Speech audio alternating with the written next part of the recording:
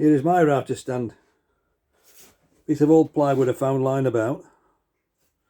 Got a cheap plate, set it into the top, nearly fits.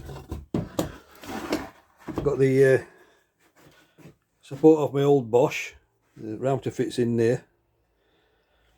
And a big lump of wood on here. Why have I got a big lump of wood on here? Because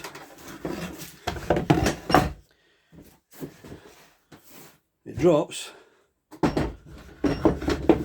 into my vise onto the end of the bench, and if I want a guide, just clamp a piece of wood anywhere I want, and I've got a guide. Piece of cake, that's all you need.